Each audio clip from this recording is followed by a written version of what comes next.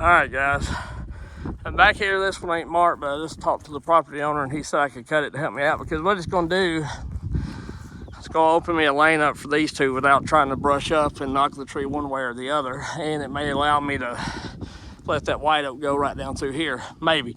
I don't know about the white oak, because the problem is I've got that big red oak there. I don't want to knock no big limbs out. Small ones, you know, sometimes they just are what they are, you know, part of the hazard of it. But if I can, then I want to be able to not knock limbs out, big limbs out. That's possibly going to make the tree worse off than it was. This one's rotted in the bottom, so I'm going to cut it up high right here and try to get into some good holding wood. It's got a whole lot of weight out the back side, really, right up in there. But I think I might be able to stick a wedge in it and let it go. I'm gonna face it up to head off right down through there and try to miss those little shrubby trees. I don't know, we'll see. We'll see what it is, see what it does. But I'm hoping that's all right. It's got nuts around it, but I think the nuts are coming from the oaks over here, honestly. Because it's a little dead right here. You can tell it's dead.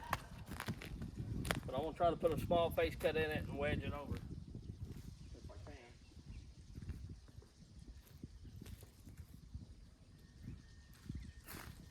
If it were to go right,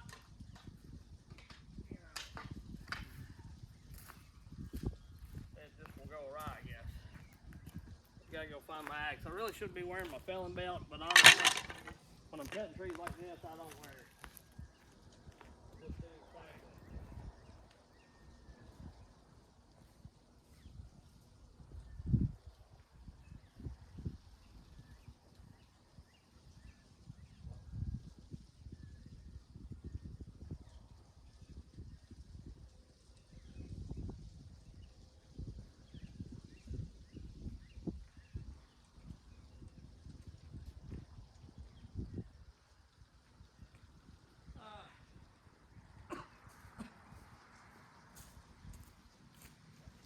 This is not a huge tree, so I mean it would do damage if it fell on something, but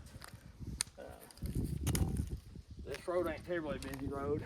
I hope it don't go back there. If anything, it's liable to get hung up in this maple here if it was to get silly and go straight down and break limbs off, which that's not a huge deal because I'm cutting that maple down too.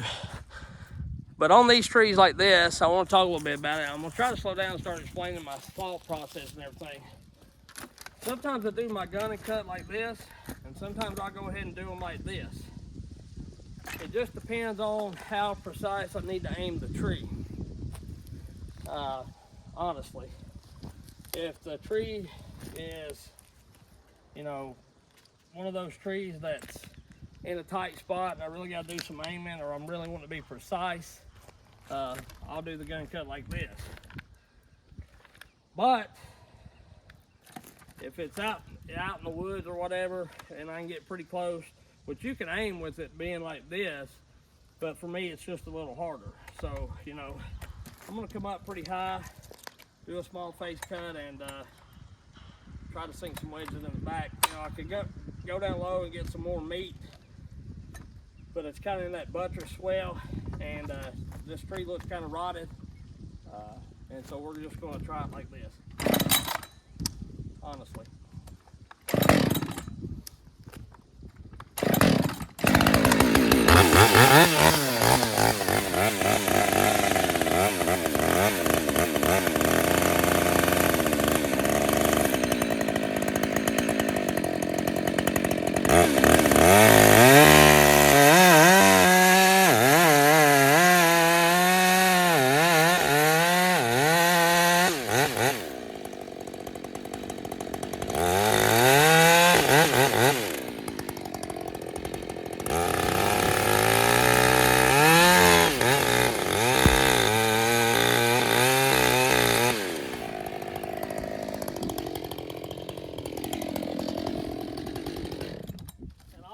worry so much about the deepness of the notch as I do just trying to get to the width of the tree. And when I come in with this gunning cut, I try to be level. You know, I try to make sure my bar's somewhat level, and when I do this, I try to make sure it's level. That way, you know, everything's good. The wind is blowing my way, this way, so it should help me.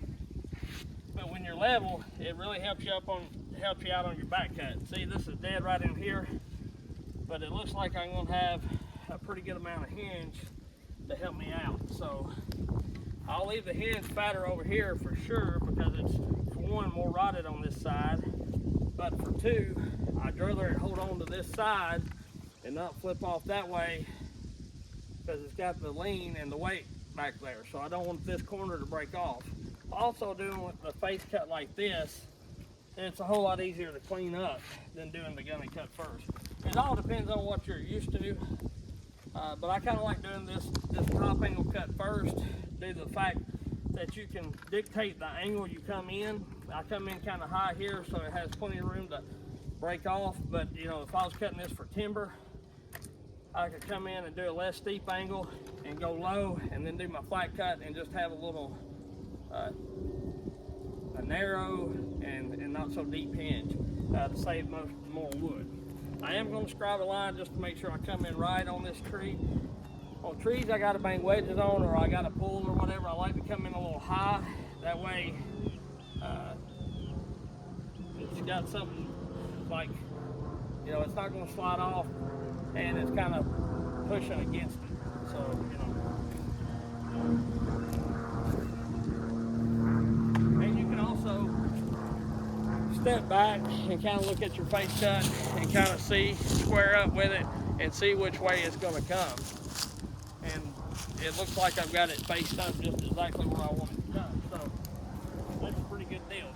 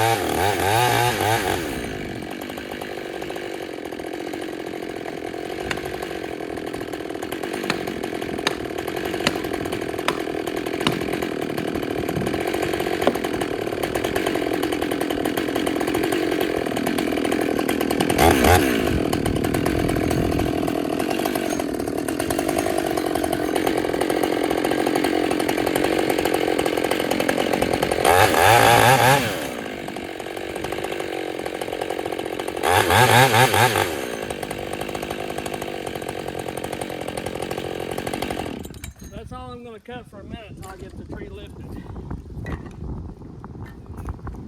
Like I say, the wind's helping me, so. And on this tree, I don't care.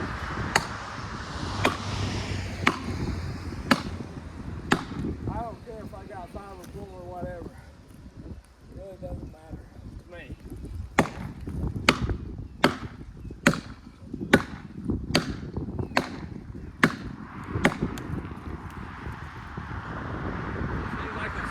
Good. I may not have to cut no more.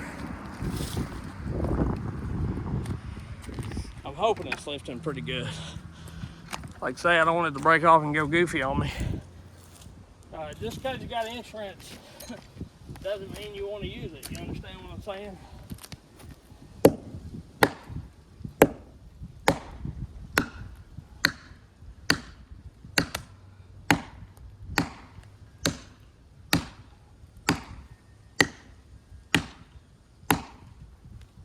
This wood handle is a lot better on banging wedges, I will tell you that.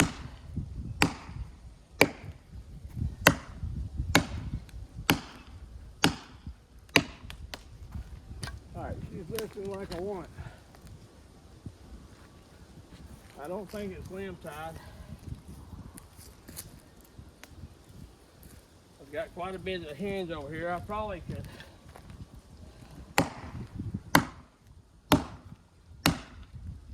let this thing go and she'd fall on over. I'm gonna give her a little tickle. I'm gonna see, so maybe I can steer this thing if I need to, if my wedges aren't too deep. Let's check it real quick. Yeah, my wedges are sunk too deep.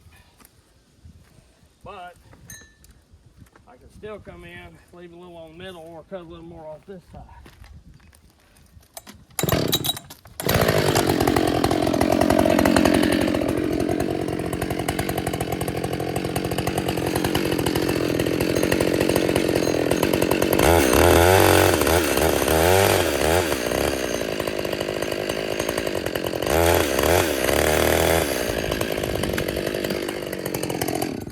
Cutting no more.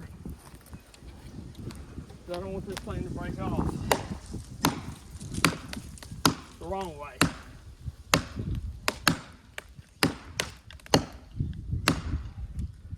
Like you say, the wind should be helping me. This thing had a pretty good little backwind to her.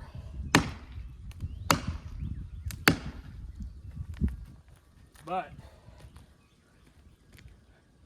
I've got her headed the right direction now.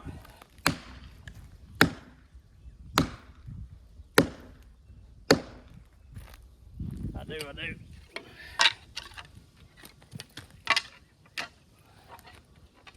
Got her headed the right direction, I do believe.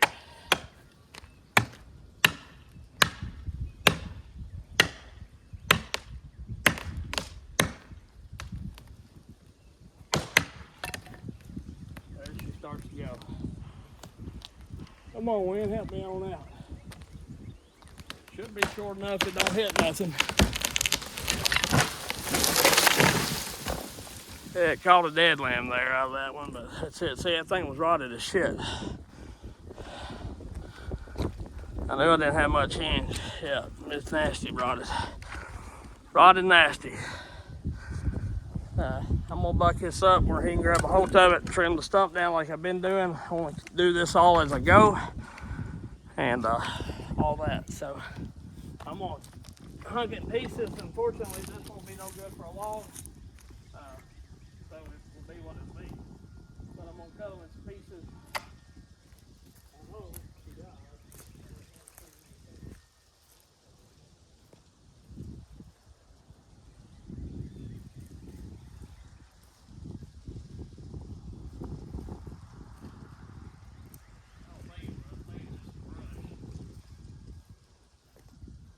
I don't think he's too particular about the trees here.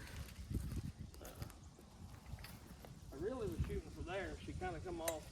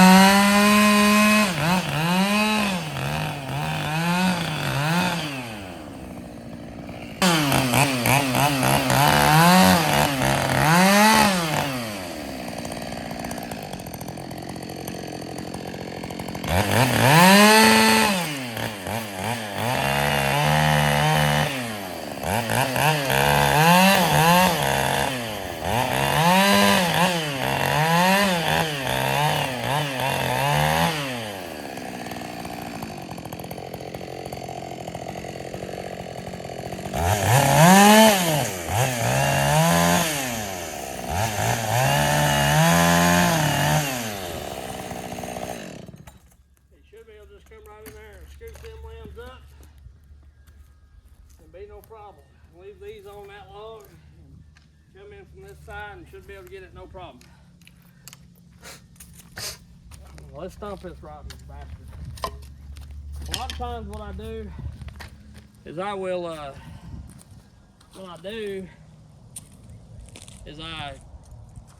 I'll back bar these stumps just due to the fact that I can put sawdust in under it and you don't have to wedge them sometimes. Sometimes I come in from the back. We'll see how it goes. See how it does. And see.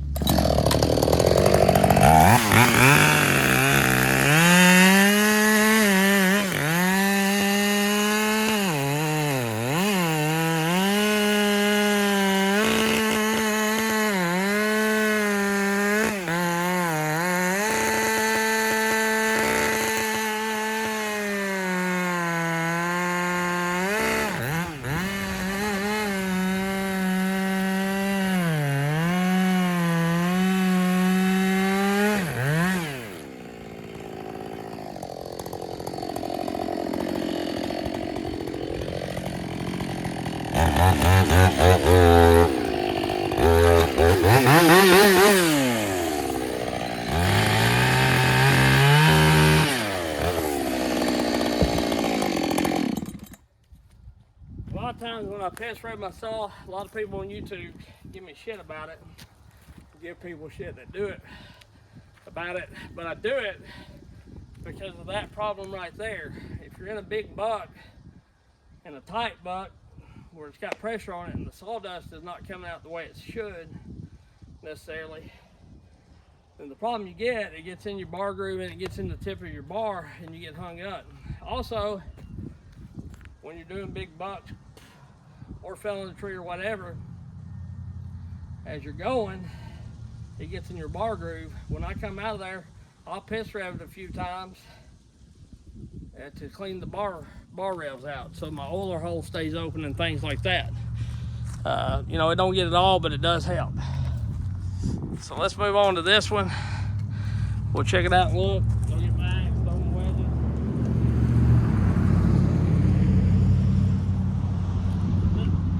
The wood handle axe, I'm not crazy about them because I can't keep a handle in them, but I like them due to the fact that they don't jar your damn hands off whenever you're doing whatever you're doing. It keeps you pretty good.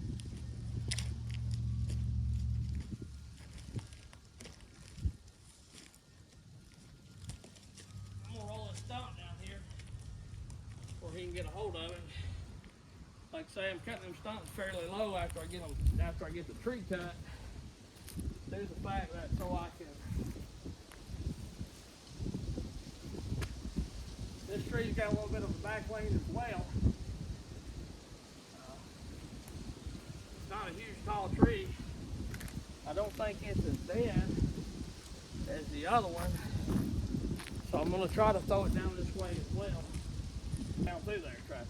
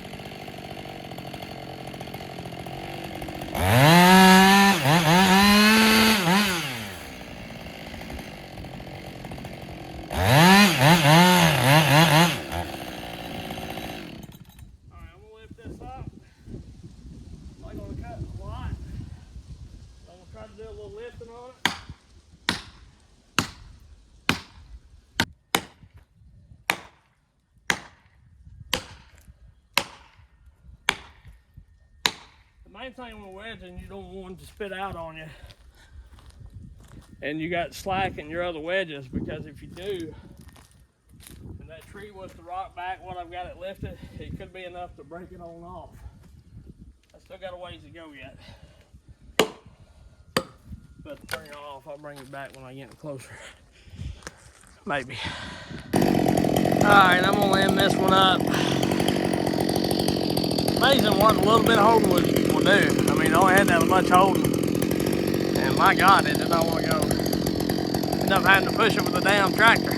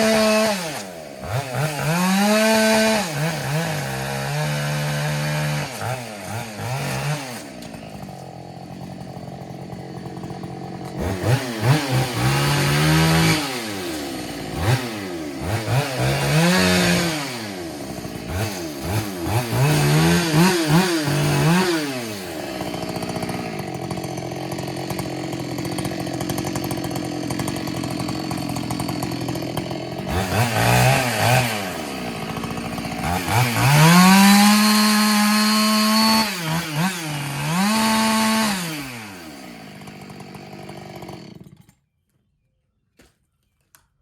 running good. I love it. Getting it broke in. And I'll get this top down, see where 8 foot comes to or whatever.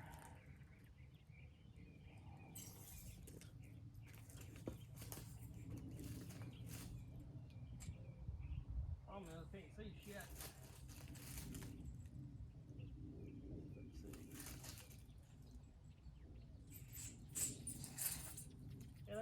These ain't gonna be very good grade logs. But hell, I'm cutting them up. I got the tractor here. It'll take me a second to load them up, so why not go ahead and